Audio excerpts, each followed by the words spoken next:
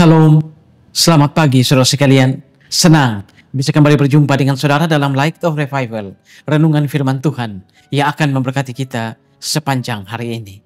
Mari kita melihat ayat kita, Kejadian 11 ayat yang keempat.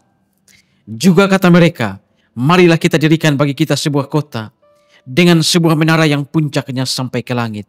Dan marilah kita cari nama, supaya kita jangan terserak ke seluruh bumi. Kesombongan manusia. Sombong atau kesombongan adalah sifat yang sangat dibenci oleh Allah. Allah sangat jijik, Allah sangat murka dengan orang-orang yang sombong. Mungkin kesombongan ini bukan hanya ada dalam dunia sekuler, bahkan di dalam dunia pelayanan. Dosa kesombongan ini pun sering merasuk kita. Bisa merasuk hamba-hamba Tuhan. Bisa merasuk majelis. Merasuk ketua komisi.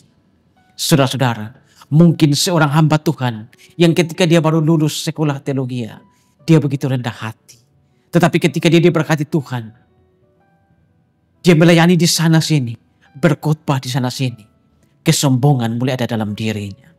Kata-katanya sudah seperti kata-kata Tuhan, tidak bisa dibantah.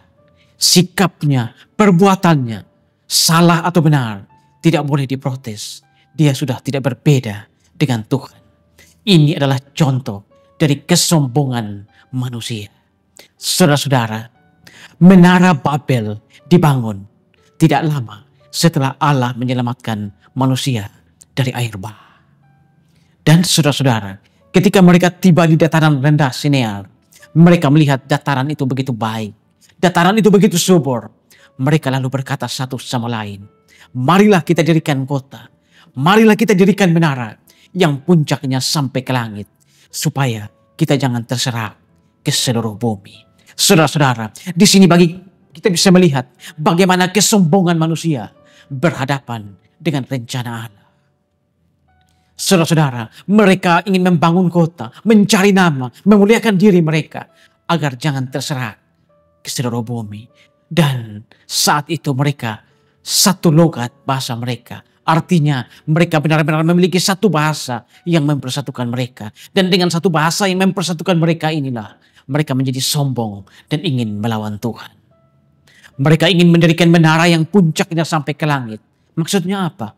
Supaya mereka sampai kepada tahta Allah dan mereka setara dengan Allah. Lalu ketika mereka sudah setara dengan Allah, apa yang ingin mereka lakukan? Mereka tidak butuh Allah lagi. Karena saat ini mereka sudah memiliki menara yang sampai ke langit. Mereka sudah setara dengan Allah. Mereka sudah seperti Allah. Dan saudara-saudara, apa yang terjadi? Allah sangat benci dengan orang yang sombong. Allah sangat benci dengan orang yang memiliki kesombongan dan seperti ingin menentang rencana Allah. Allah kemudian berkata, marilah kita turun dan melihat kota itu. Allah kemudian turun lalu mengacaukan bahasa mereka. Dan dari situlah mereka terserak ke seluruh bumi. Saudara-saudara, seorang penafsir yang bernama Thomas Aquinas pernah mengatakan, kesombongan kita akan melahirkan kesombongan orang lain. Tetapi kerendahan hati kita akan menghancurkan kesombongan orang lain. Saudara-saudara, di sini kita bisa melihat bahwa Allah begitu membenci dosa itu sehingga menghancurkan kota itu, mengacaukan mereka, menyerahkan mereka ke seluruh bumi. Manusia yang sombong itu tidak berdaya dengan rencana Allah. Manusia yang sombong itu tidak ada apa-apanya ketika berhadapan dengan rencana Allah. Karena rencana Allah adalah beranak cuculah dan penuhilah bumi. Tetapi mereka ingin ada di satu kota. Mereka tidak ingin terserak ke seluruh bumi. Saudara-saudara, dari menara Babel ini, pagi ini, kita belajar satu hal. Bahwa dalam hidup ini, kalau Tuhan memberikan kepada kita pelayanan, kalau Tuhan memberkati kita, jangan sombong, jangan tinggi hati. Layanilah Tuhan, muliakanlah Dia, dan hiduplah seturut dengan rencana Allah. Ingat, dosa kesombongan adalah dosa yang sangat dibenci dan dimurkai oleh Allah. Amin. Tuhan, terima kasih untuk firman.